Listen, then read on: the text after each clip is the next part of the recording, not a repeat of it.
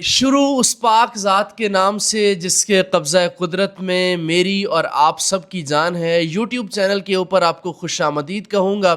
दोस्तों, ख़बर यह है कि इमरान ख़ान से गद्दारी करने वाला, इमरान ख़ान की पीठ में छुरा घोंपने वाला, इमरान ख़ान की पार्टी के राज मुखालिफ पार्टियों को बेचने वाला, इमरान ख़ान की हर पॉलिसी, हर स्ट्रेटजी और पाकिस्तान तहरीक इंसाफ की जो मीटिंग रूम के जो राज हैं, जो इम्पॉर्टेंट चीज़ें थीं, वो उसको बेचने वाला अब इमरान ख़ान के हक़ में आवाज़ उठाने के लिए, तहरीक चलाने के लिए पर तोल रहा है और कह रहा है कि जनाब इमरान ख़ान ही मेरी पाकिस्तान तहरीक इंसाफ से जो निकालना है उसका फ़ैसला करेंगे और इमरान ख़ान ही ये फ़ैसला करेंगे कि मुझे पीटीआई में रहना है, लेकिन मैं इस्तीफ़ा नहीं दूंगा। मैं इमरान ख़ान के नाम पे वोट लेके आया हूँ, मैं एमएनए हूँ। पाकिस्तान तहरीक इंसाफ को जितना नुकसान उसके गद्दारों ने पहुँचाया है, इतना नुकसान अपोजिशन ने नहीं पहुँचाया, इतना नुकसान एस्टेब्लिशमेंट ने भी नहीं पहुंचाया है, जितना नुकसान इनके अंदर, इनकी सफ़ों में छुपे हुए मुनाफिक और सांपों ने पहुंचाया।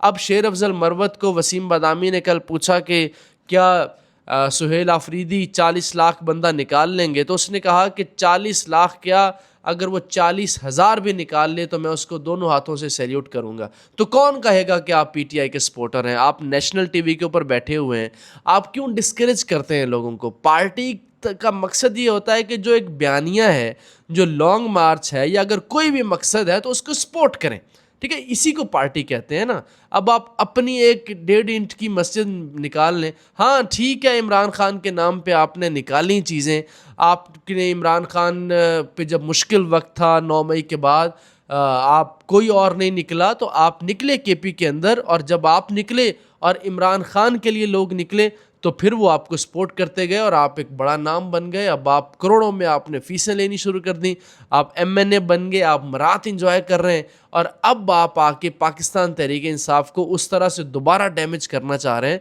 तो शेर अफजल मरवत साहब, आप पहली दफ़ा एमएनए बने, आप सियासत में नए हैं, तो सियासत में नए लोगों को हमेशा इस्तेमाल किया जाता है, आपको भी इस्तेमाल किया जा रहा है, आपको पता नहीं है।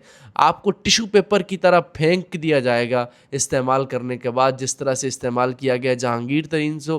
इमरान ख़ान के ख़िलाफ़ बड़े लोग इस्तेमाल हुए, आप रेहाम ख़ान देख लीजिए, आयशा गुल अलई देख लीजिए। गद्दारों का अंजाम बहुत बुरा हुआ करता है, वो इस मुल्क में हो या किसी भी मुल्क के गद्दार हो। रूसी कहावत है कि enemy will agree and a friend will argue.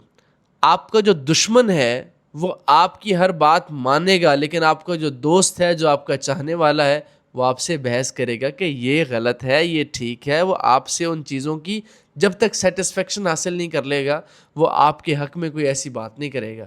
तो फराज साहब कहते हैं कि दोस्त होता नहीं हर हाथ मिलाने वाला। तो इमरान ख़ान ने बहुत बड़े गलत फ़ैसले ये भी किए कि उसने लोगों की पहचान नहीं की।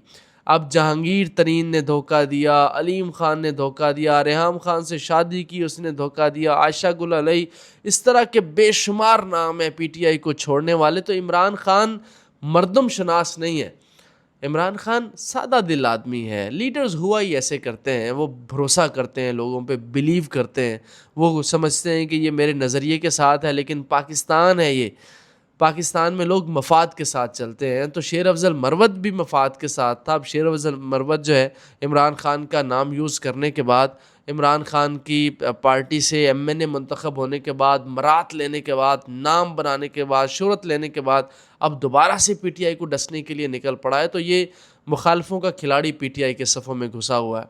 इससे जितना इज्तनाब किया जाए उतना अच्छा है। वीडियो को लाइक नहीं किया तो लाजमी लाइक कर लीजिए। आपका अपना चैनल है, चैनल के ऊपर नए हैं तो इसको सब्सक्राइब कर लीजिए। आपकी राय का मुंतज़र रहूँगा। अल्लाह ने के बाद।